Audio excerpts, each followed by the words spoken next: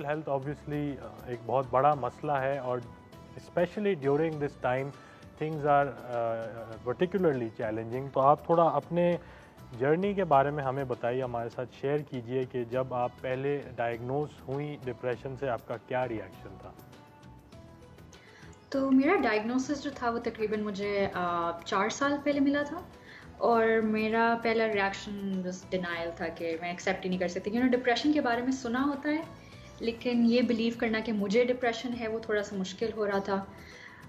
क्योंकि मैं हमेशा पढ़ाई में भी अच्छी थी और हमेशा एक्टिविटीज़ में भी हिस्सा लेना, जनरली तो एक्टिव प्रोएक्टिव रहना। सही। तो वो जो एक इमेज होता है डिप्रेशन का, मैं उसमें अपने लिए फुलफिल नहीं कर पा रही थी। तो ऑब्वियसली मैं डिनायल में मैं कही थी कि नहीं, शायद मैं डिप्रेस नहीं हूँ। तो उससे मेरा डायग्नोसिस ज़रा काफ़ी डिले हो गया, बिकॉज मैं अपने आप को एडमिट नहीं करी थी कि अच्छा ये डिप्रेशन भी हो सकता है। उसके बाद फिर मैंने थेरेपी लेना स्टार्ट की, बिकॉज मुझे लगता था कि मेरे सोशल रीजंस हैं मूड ख़राब होने की वजह से। तो थेरेपी लेना स्टार्ट किया एंड वो तकरीबन 4-5 साल तक चलती रही। उसके बाद फिर थेरेपी में भी एक ऐसा टाइम आया कि थेरेपी में प्रोग्रेस नहीं हो पा रही थी। और उस वक्त मेरी साइकोलॉजिस्ट ने ही मुझे रेफ़र किया टू अ साइकेट्रिस्ट कि आप डिप्रेशन की मेडिसिन देना शुरू कर दो, बिकॉज आपकी जो लाइफस्टाइल है या जो क्वालिटी ऑफ लाइफ है वो काफ़ी गिर रहा है।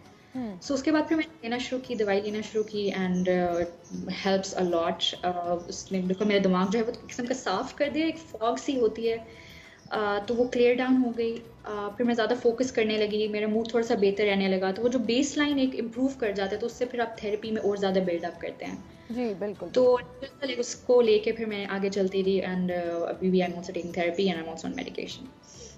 सही। अच्छा, आपने कहा कि क्वालिटी ऑफ लाइफ जो है वो आपको साइकोलॉजिस्ट ने कहा कि थोड़ा सा ख़राब हो रहा है और आप साइकाइट्रिस्ट के पास जाइए एंड आप मेडिसिन लीजिए। तो क्वालिटी ऑफ लाइफ जो है वो किस तरह, लाइक ज़्यादा सोना या सोचना ज़्यादा, क्या ऐसे सिम्टम्स होते हैं जिससे किसी को पता चले कि शायद उसको डिप्रेशन हो रहा है? सो डिप्रेशन की प्रोग्रेशन जनरली एक होती है।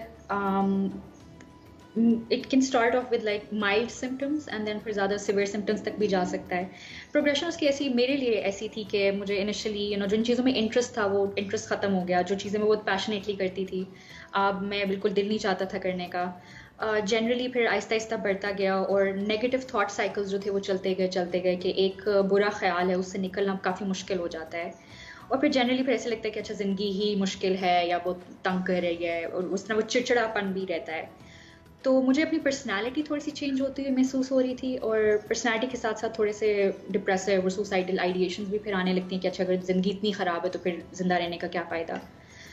तो इस तरह के थॉट प्रोसेसेस जो होते हैं, जो मुझे जो लगा था जो मेरी पर्सनैलिटी बदल रहे हैं, कि मैं ऐसी नहीं थी लेकिन अब मैं ऐसा सोचने लगी हूँ, पता नहीं क्यों कैसे। तो वो मुझे मेरे लिए एक साइन एंड सिम्टम थे। एंड हर एक के लिए डिफरेंट हो सकते हैं। काफ़ी ज़्यादा लोगों को स्केल पे जैसे भी हो, आप कभी किसी को बहुत ज़्यादा सिवियर सिम्टम्स होते हैं, किसी को बहुत माइल्ड सिम्टम्स होते हैं। कुछ हाई फंक्शनिंग डिप्रेसिव लोग होते हैं जो लाइक अपने ज़िंदगी का काम बहुत अच्छा कर रहे होते हैं, लेकिन उनका मूड ठीक नहीं होता, उनको कॉन्स्टेंटली लाइक खुशी नहीं मिल रही होती किसी चीज़ से। तो एवरीवन, हर की स्टोरी डिफरेंट होती है। सही। अभिशान, जैसा आपने जिक्र किया कि वंस क्या कहते हैं, आपको ये डायग्नोस हुआ और हमने देखा भी है कि डे टू डे एक्टिविटीज़ इससे डिस्टर्ब हो जाती हैं, but when specially during this time जब हमारा पूरा डे टू डे रूटीन ही डिसरप्ट हो गया, तो इस मुश्किल वक्त में आप कैसे डील कर रही हैं इसके साथ? मैं अपने आप लाइक अपने सेल्फ कॉन्वर्सेशन में अपने आप को एक बात कहती हूँ कि ये वक्त मुख्तलिफ है, लेकिन ज़रूरी नहीं कि बुरा हो। ज़ाहिर बात है बहुत ज़्यादा मुश्किलात आ रही हैं। जैसे मुझे जॉब का इशू हो रहा था, मेरी कुछ जॉब्स थी वो because of the pandemic I lost my jobs. Financial issues काफ़ी हो रहे थे। उसके बाद फिर अगेन आप सारा दिन बस घर में होते हैं, जो आपका दिल बाहर लगता था जाके आप वो नहीं कर सकते हैं। तो ये चीज़ लाइक अपने सर्कमस्टांसेस को हमेशा जहन में रख के अपनी मैनेजमेंट खुद देखना is I think the most important thing है। तो मैं जो होती हूँ मैं डिवाइड कर लेती हूँ। जैसे मैं सेल्फ अपने लिए क्या कर सकती हूँ, मैं अपने लिए एक्टिविटीज़ करती हूँ। सो ड्राइंग, पेंटिंग। काफ़ी अर्से से मैं बुक्स पढ़ना मैंने छोड़ दी थी, जो मुझे बहुत अच्छा लगता था क्योंकि मेरी कॉन्सेंट्रेशन में काफ़ी मसला आ रहा था, तो मैंने फिर वो स्टार्ट किया। इसके अलावा मूवीज़ देखना, टीवी शोज़ देखना, इस तरह। फिर सेकंड सोशल सपोर्ट सिस्टम मेरी फैमिली और मेरे फ्रेंड्स हैं। तो फ्रेंड्स से बात करना, कुछ फ्रेंड्स से लाइक जिनके साथ मैं रहती हूँ उनके साथ तो मिलजुल होता ही रहता है, दूसरे फ्रेंड्स के साथ फेस टाइम कर लिया, मैसेजिंग पे बात। फिर उसके अलावा फिर मैं थेरेपिस्ट के पास रेगुलरली जाना शुरू किया अभी रिसेंटली दोबारा से, ताकि अगर कोई अनरिजॉल्व इश्यूज़ हैं जो मुझे मैनेजमेंट की समझ नहीं आ रही तो मेरी थेरेपिस्ट उसमें हेल्प कर दे। और फिर सबसे इम्पॉर्टेंटली मेडिकेशन जो है मैं अपनी कंटिन्यू कर रही हूँ। सो यही चीज़ें आई थिंक मैं हर एक को रिकमेंड करूँगी कि आप अपने लिए भी कुछ काफ़ी काम कर सकते हैं और फिर आप दूसरों के लिए भी एक सोशल सपोर्ट सिस्टम बन सकते हैं।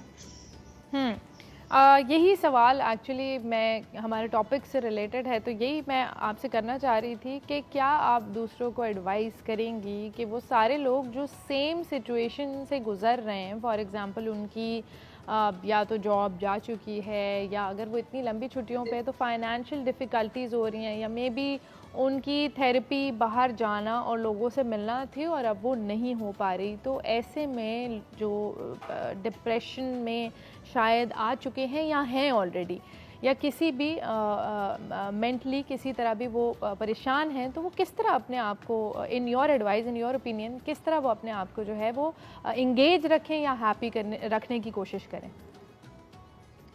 मेरे ख्याल से हर एक को अपने सर्कमस्टांसेस देख के जो है अगले कुछ स्टेप्स जो हैं वो प्लान करने चाहिए। तो मैं ये एडवाइस करूँगी कि जैसे देखें, आप बैठें और आप पहले अपने बारे में सोचें कि आप अपने लिए क्या कर सकते हैं, आप अपने लिए कौन कौन सी एक्टिविटीज़ कर सकते हैं, छोटी मोटी एक्टिविटीज़ जिनमें लाइक काफ़ी ज़्यादा लोगों को खाना बनाना अच्छा लगता है, काफ़ी ज़्यादा लोगों को, मुझे तो लाइक घर की सफाई करने में भी मज़ा आता है, मुझे अच्छा लगता है कि सब चीज़ें सेट हुई हुई हैं एंड ऑल दैट। लेकिन छोटी छोटी चीज़ें होती हैं। मुझे गार्डनिंग का भी शौक है, तो मैं सोच रही हूँ कि अच्छा मैं जाके पौधे ले आऊँ और अपने कमरे में पौधे रख दूँ और इस तरह के।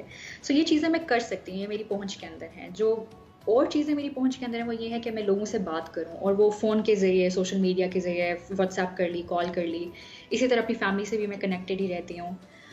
फिर आ जाते हैं थेरेपी। सो थेरेपी और डॉक्टर्स के साथ जो है, सो अभी बहुत जो अच्छी चीज़ इंट्रोड्यूस हो रही है वो टेलीमेडिसिन है, and that's being introduced in all fields of medicine. कि अगर आपको थेरेपिस्ट अपॉइंटमेंट भी चाहिए तो हमारे पास ऐसे रिसोर्सेज हैं कि आप ऑनलाइन जो है या फ़ोन पे उनसे बात कर सकते हैं जी। और तस्कीन की ही वेबसाइट पे जाएं तो आपको इस तरह के और काफ़ी ज़्यादा रिसोर्सेज भी मिलेंगे कि आप ऑनलाइन हैं तो बस simply one click and you will be connected to your therapist. And the other last part is obviously medication. तो उसका अगेन हमारे पास डिलीवरी सर्विसेज हैं अभी कराची में तो स्पेशली अवेलेबल हैं, एंड उसको आप अवेल कर सकते हैं। आप अपनी दवाइयाँ मंगवा सकते हैं, जस्ट मेक श्योर कि आपका एक रूटीन भी बनी रहे कि इस टाइम पे उठना है, इस टाइम पे सोना है, इस टाइम पे ये काम करना है। तो जब रूटीन बनती है तो एक सेंस ऑफ कंट्रोल आता है, तो वो काफ़ी हेल्प करता है। सही। अफशान, ये भी बताइए कि आप कुछ वर्कशॉप्स देती हैं मेंटल हेल्थ पे, तो इसके बारे में बताइए, और अगर कोई एनरोल करना चाहे वो कैसे कर सकते हैं? सो मैं एक एनजीओ के साथ काम कर रही हूँ जिसका नाम है साया, एंड साया जो है आप उनको फेसबुक पेज पे भी उनको फेसबुक पे भी ढूंढ सकते हैं। साया जो है वो फ्री वर्कशॉप दे रहा है इमोशनल वेलबींग पे। तो आपने बस साइन अप करना होगा, आपको एक ईमेल आएगी, आपने जूम की मीटिंग होगी और आपको इंटरैक्टिव वर्कशॉप आप साइन अप कर लोगे उसके लिए। इसके अलावा मैं हेल्थ केयर प्रोवाइडर्स को वर्कशॉप देती हूँ फॉर इमोशनल वेलबींग, जो एक्सपो सेंटर आइसोलेशन जोन में जा रहे होते हैं।